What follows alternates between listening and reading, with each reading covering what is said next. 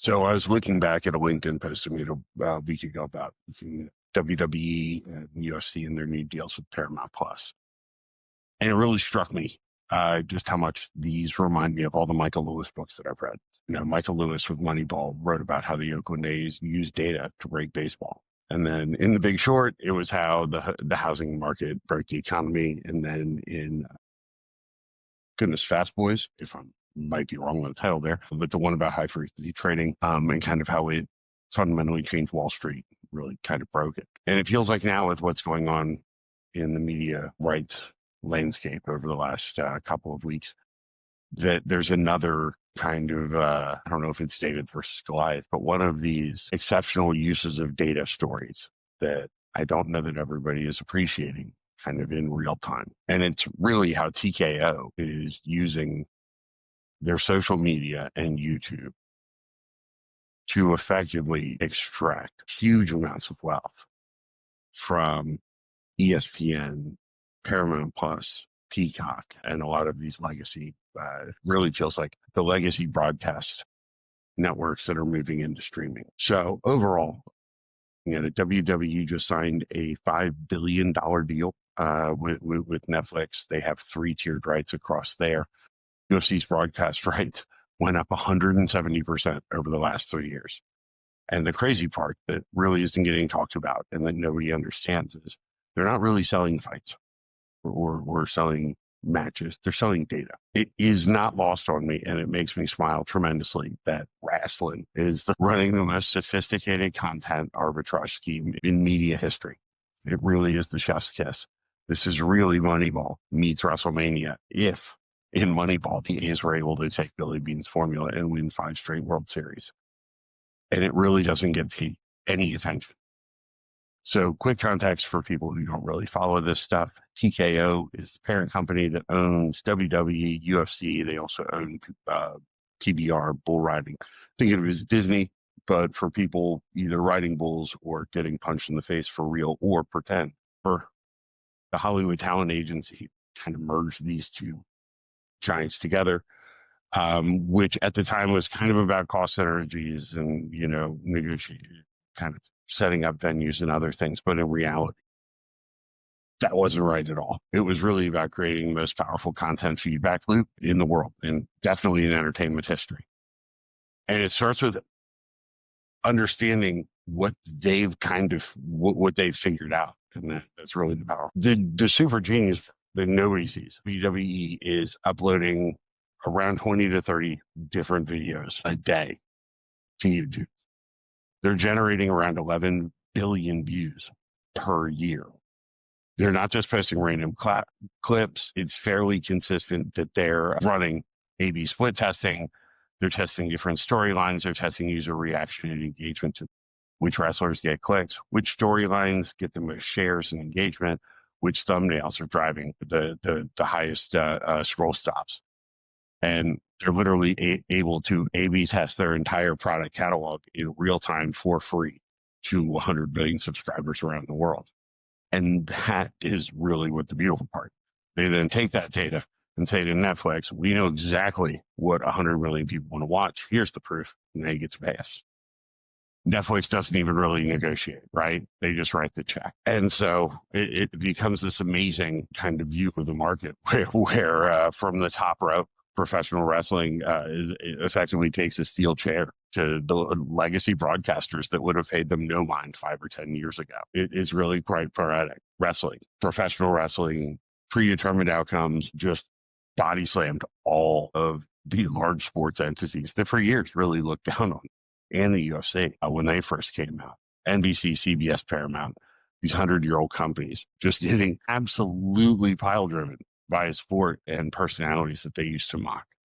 The best part, TKO specifically, is targeting these legacy broadcasters who stumbled into streaming like, grandpa using TikTok. Paramount Plus bleeding subscribers. Peacock is NBC's money pit. And ESPN Plus drives a good amount of engagement, but really is kind of desperate for that sort of appointment television that drives a premium subscriber. Enter TKO, kind of walking in like Stone Cold Steve Austin with this 6-pack of data and engagement. And so they're able to create this amazing flywheel effect. And this is kind of where I feel like the Michael Lewis book aspect comes in. So for the movie of this, step one, create content, test on YouTube. Becomes very, very, that's your foundational step. Find what works, package it up for streaming. Streaming pays billions for guaranteed hits and engagement. You then reinvest that money to create even more content. You then run and test that content on YouTube and Instagram and TikTok. And you're back in the beginning. It becomes this perpetual money machine. Add to the fact that they also beautifully merchandise it. WWE specifically, much more than UFC has ever been able to replicate. I'm sure in time, that is kind of the third leg of the stool that for UFC that they've historically struggled with is the merchandising piece, where WWE really has leaned in and does an amazing job. UFC is doing a similar thing, covering all of their press conferences, face-offs. They've made tens of millions of engagements off of Joe Rogan jumping back and showing reactions to things that have happened in the cage. All of that is data collection. They are looking into and finding fighters that they know move the needle long before they ever step into the octagon. And they're looking at sports with their investments into jiu-jitsu and other formats, power slap and others, really looking at engagement and what drives that social engagement because of the amount of data that it gives them back inside the organization. The streaming services, though, they're not really just buying sports. What they're really buying is pre-validated engagement and appointment viewing. The part that really is super frustrating as I look at it and watch it is these legacy broadcasters, Paramount and Disney's ESPN, they fundamentally do not understand social media and how it works. Peacock has 28 million subscribers. Sounds good. Feels like a decent number, right? WWE's YouTube channel has 100 million. Paramount Plus celebrates 10 million views on a show, and WWE gets that on like a random Tuesday in like any given 6-hour period. These companies still think that social media is where you post about your content. TKO knows that social media is the content. That is where the storyline is evolving and actually where the conversation around the storylines is taking place. If you look across, ESPN's main YouTube channel has 12-ish million subscribers, Paramount around 3, NBC's right around 2. Roman Reigns has 30 million. That's one wrestler. Literally has more followers than all of them combined. They're getting absolutely worked, a wrestling term, by a company that understands that YouTube isn't marketing. It's really an R&D and discovery platform where the story starts to get dark. And while Michael Lewis would love it, these legacy streamers are now kind of effectively trapped in a death spiral. These broadcast audiences are dying. They're down about 40-ish% in the last 5 years, and they really need streaming to work. But streaming only works with content that people actually want. And how do you know where do you get this content and know what people actually want? Data.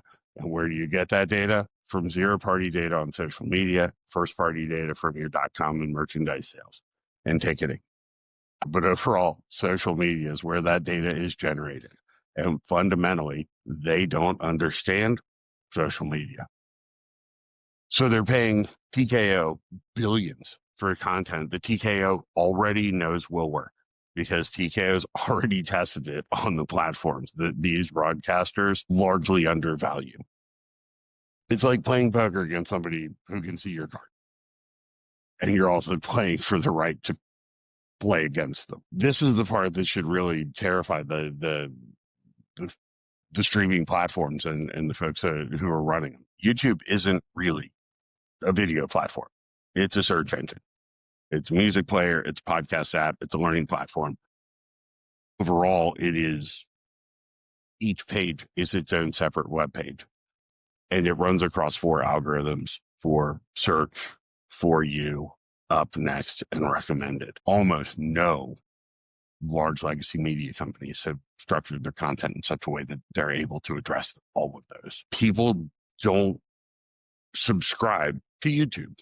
They live on there. Kids use it as their primary search engine, primary entertainment engine to discover music. And they use YouTube instead of Google. It's not really an app. It is infrastructure for and the primary search engine for a huge segment of people under 45 years old.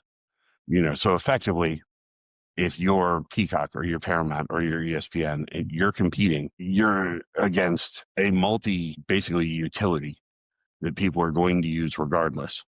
You then additionally have a hurdle of driving a subscription fee for them to be able to access content on your platform. And TKO already has all of their content living across a variety, the screen that people never close and they spend 7 hours a day on. They're not really competing for your Netflix subscription. They're already on the platform where you're doing that. And if you think, the size of this difference is so big that I can actually hit you with a bunch of numbers that sound totally fake, but really aren't. So WWE's YouTube channel generates more annual views than the NFL, the NBA, and Major League Baseball combined. Logan Paul and KSI, two YouTubers, sold more boxing pay-per-views than the vast majority of UFC title fights over the last 5 years. Pat McAfee went from the NFL to WWE because, to quote him, the YouTube metrics were way better. CBS's average viewer is 67. NBC's is 64. WWE's YouTube average viewer's age is 28 years old. One company is capturing the next generation. The others are really going to need to get, more pharmaceutical ads, catheter ads, those sort of things up, dialed up for their audience here in the future, which I laugh as I'm rapidly joining. But seriously, here's what happens next and why I think Michael Lewis needs to write a book about this. If you have any questions, feel free to reach out, Michael. Within 5 years, one of two things happens. Number one, streaming wars start to escalate until somebody pays $10 billion for BW or UFC rights. The model would effectively break. Services would collapse. YouTube, ends up winning by default. Option two, a TKO says screw it. Launches their own platform on YouTube. Charges $10 a month, keeps all the money, merchandises the hell out of everything like they already do beautifully for WWE. And every streaming services realizes that they've effectively been disrupted by the thing that they thought was beneath them. Either way, TKO ends up winning in these situations. Traditional streaming and broadcast seems to be the big losers here coming in. And either way, it happens because two guys in a conference room figured out that YouTube comments are better market research than any focus group ever created. But here's what it really means for everybody watching. Every single media company is about to learn what TK already knows. The platform with the best performance feedback loop wins. Not the best content, not the best budget, the best loop. Create, test, learn, scale, repeat. Literally just have to continue doing this ad infinitum. It's not what you think people want to watch. It's about what the data proves they want to watch and for how long. And whoever has the most data points, the most rapid iteration and the tightest loop, they end up owning the share of the audience voice going forward. So again, Michael, if you're watching this, I have no doubt that you are not, but whatever. I really think this could be your next book. It's got everything. You've got, hell, the McMahons, Wall Street money, tech disruption, guys getting kicked in the face. You've got The Rock and Stone Cold Steve Austin and a bunch of data nerds that are beating Harvard MBAs. If Moneyball had a Billy Bean, then I would say Triple H could be that character for the new film or the book. The irony here, not lost to me at all. And anybody who's ever followed wrestling or professional wrestling or kind of grew up on it with WWE superstars like so many Gen Xers like myself did. Professional wrestling is all about the sell, and they are about to teach a huge amount of broadcast executives from Ivy League schools about actual audience engagement and digital strategy. It really is pretty amazing that the group that has been closest and most dependent on their audience is ending up winning because they're closest to the data. And that is kind of within the essence of where it's a Michael Lewis book. Until he writes it, we'll all just be watching this play out in real time. And if you have any questions, about how this all works. If you're Paramount, Peacock, or ESPN, man, go before you get pinned. Got to change. Got to, got